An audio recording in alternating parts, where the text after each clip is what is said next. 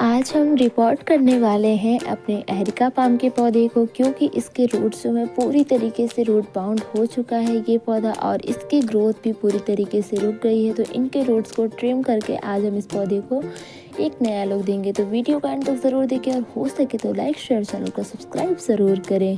Hello everyone, welcome back to my YouTube channel. तो आज के ब्लॉग में मैं आप सबके साथ शेयर करने वाली हूँ एरिका पाम की रिपोर्टिंग। मतलब इसकी ग्रोथ पूरी तरीके से रुक गई है और इसके रूट्स को कट करके आज हम इसको रिपोर्ट करेंगे, एक नया सा लुक क्रिएट करेंगे। तो देखिए, एरिका पाम एक ऐसा प्लांट होता है जो कि इंडोर चलने वाला प्लांट होता है, लेकिन विंटर के मौसम में हम उसको थोड़ी बहुत धूप की रोशनी में रख सकते हैं, उससे कोई भी प्रॉब्लम नहीं होती है। तो चलिए इसको रिपोर्ट करना शुरू करते हैं।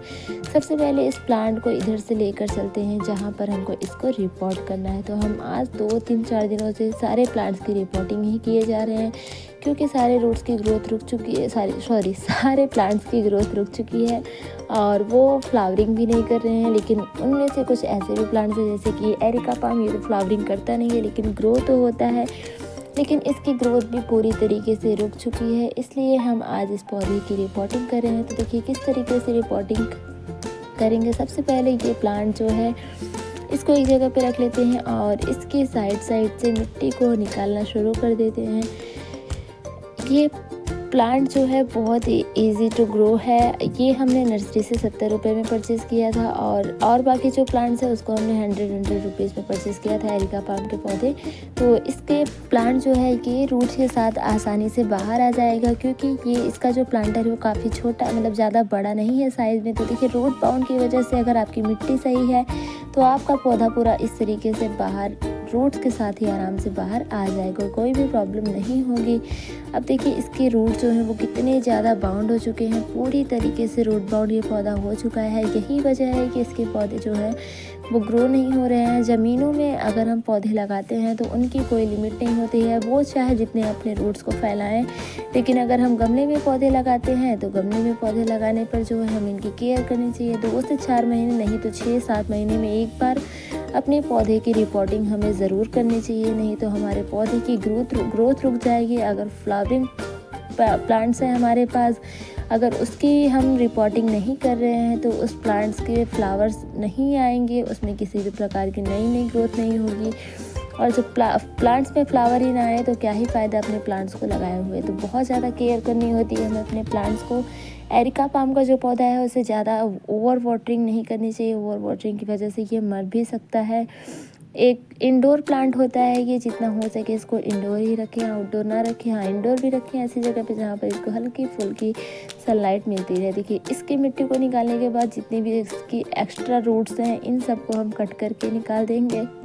एक्स्ट्रा रूट्स को कट करने से कोई भी प्रॉब्लम नहीं होती है, क्योंकि इसमें जो एक्स्ट्रा रूट्स होते हैं उनको कट करेंगे तो हमारा पौधा जल्दी से रूट बाउंड नहीं होगा। नहीं तो ऐसे ही एज इट इज़ अगर हम पौधे को लगा देंगे तो हमारा पौधा बहुत ही जल्द पूरी तरीके से रूट बाउंड हो सकता है।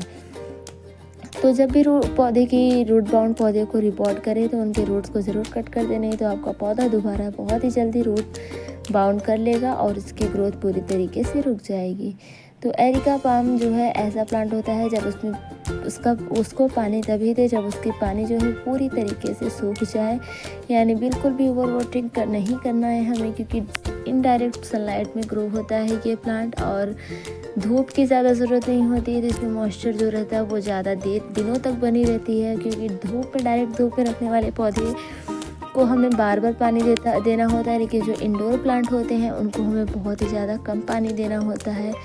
इसमें फ्लावर्स तो नहीं आते हैं, लेकिन इसकी पत्तियाँ इतनी ज़्यादा प्यारी होती हैं, इतनी ज़्यादा अट्रैक्टिव होती हैं, बहुत ही ज़्यादा प्यारी लगती हैं। बड़े बड़े घरों में इसके प्लांट्स को लगाया जाता है सिर्फ अपने घरों की खूबसूरती को बढ़ाने के लिए। तो देखिए, इसके रूट्स को हमने पूरी तरीके से ट्रिम कर लिया है। अब चेकआउट कर लेते हैं इसके ड्रेनेज होल को। ड्रेनेज होल को भी बहुत ज़्यादा ज़रूरी होता है चेकआउट करना, क्योंकि ड्रेनेज होल हमारे पॉट्स का वो हिस्सा होता है जिससे हमारे पौधे की ग्रोथ होती है, हमारे पौधे को ऑक्सीजन मिलता है, हमारा पौधा एकदम हेल्दी कंडीशन में ग्रो होता है। तो देखिए, हमारे पास कोई भी वेस्ट, गार्डन वेस्ट या किचन वेस्ट कुछ भी नहीं है, तो हम इस तरीके के उपले को तोड़ कर इसमें डालते जाएंगे।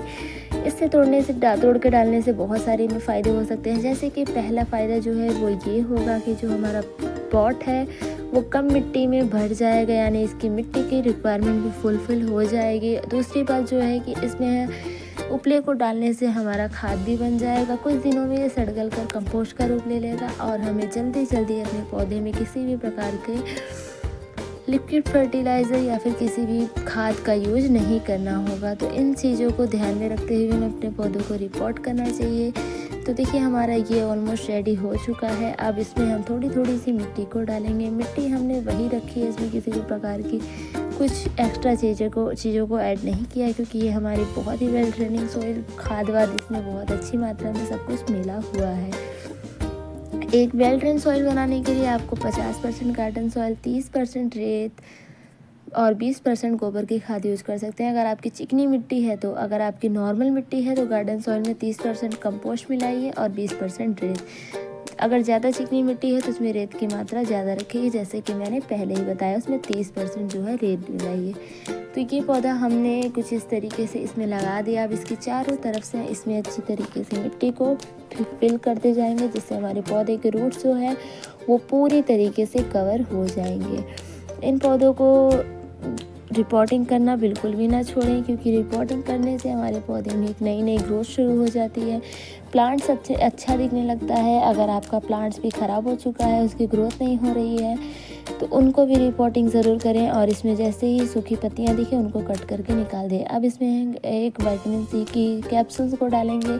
ये जो कैप्सूल होता है इसको पौधे में डालने से ये इसकी 1 महीने की रिक्वायरमेंट को फुलफ़िल करेगा। मतलब 1 महीने तक हमें इसमें किसी भी प्रकार की कोई भी लिक्विड फर्टिलाइज़र या फिर गोबर की खाद, किसी भी तरीके के कंपोस्ट का यूज़ नहीं करना है। इसको यूज़ करना बहुत ईजी है, बस मिट्टी में इसको इस तरीके से दबा देना है और ये हमारा पौधा पूरी तरीके से लग के तैयार हो चुका है। कुछ ही दिनों में इसमें नई ग्रोथ शुरू हो जाएगी। इसको अब चलते हैं रखते हैं इसकी जगह पे, क्योंकि यहाँ पर रखने के बाद ही हम वाटरिंग करेंगे, नहीं तो सारी मिट्टी में पानी गिर सकता है।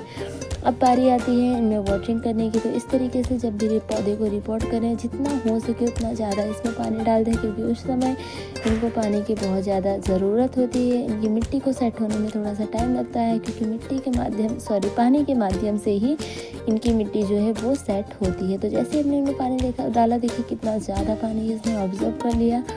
इसके पत्तियों पर भी थोड़ा सा पानी डाल देते हैं। अगर आपके पौधे में भी ग्रोथ रुकी है तो आप भी अपने पौधे की रिपोर्टिंग ज़रूर करें। मिलते हैं एक नई वीडियो के साथ, तब तक अगर आपका पौधा भी रूट बाउंड हो चुका है उसकी रिपोर्टिंग करें। Thank you so much for watching.